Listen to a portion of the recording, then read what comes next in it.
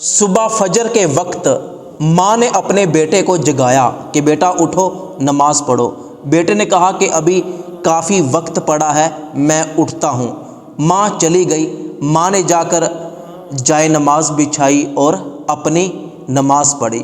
نماز فجر ادا کرنے کے بعد ماں دوبارہ کمرے میں آئی تو بیٹا اسی طرح سو رہا تھا۔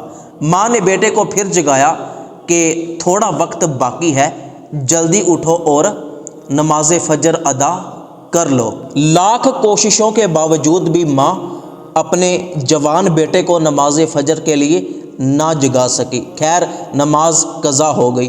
اگلے دن بھی ایسا ہوا۔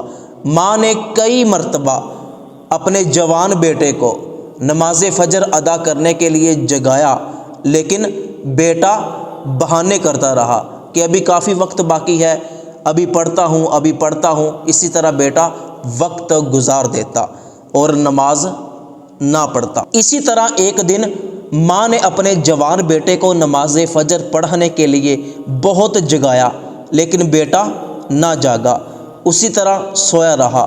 ماں نے جائے نماز پکڑی، اپنی فجر کی نماز ادا کی، کچن میں چلی گئی اور کام کرنا شروع کر دیا۔ بیٹے کی آنکھ 10 بجے کھلی۔ اس نے موبائل دیکھا تو کافی زیادہ ٹائم ہو گیا تھا۔ اس کا آج پیپر تھا، لیکن اسکول جانے کا وقت گزر چکا تھا۔ وہ زور زور سے اپنی ماں کو آوازیں دینے لگا۔ جب ماں آئی، اس نے کہا کیوں گلا پھاڑ رہے ہو؟ بیٹے نے کہا کہ امی تجھے پتہ نہیں ہے کہ میرا آج اسکول کا پیپر تھا، آپ نے مجھے جگایا ہی نہیں اور 10 بج گئے ہیں، امتحان کا وقت تو نکل گیا ہے۔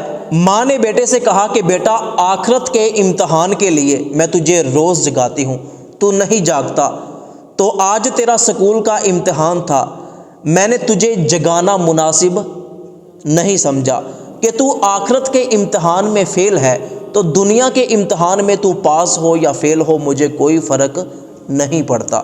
ماں کی یہ بات سن کر بیٹا بہت زیادہ شرمندہ ہوا اور اپنی ماں سے کہنے لگا کہ ہاں ماں، واقعی ہی تو ٹھیک کہتی ہے، اور اس طرح بیٹے نے فجر کی نماز اپنی ماں کے ساتھ پڑھنا شروع کر دی۔ تو دوستو، یہ حقائق فرضی سمجھانے کے لیے ہے۔ یقیناً کامیابی وہی ہے جو آخرت کی کامیابی ہے، وہی حقیقی کامیابی ہے۔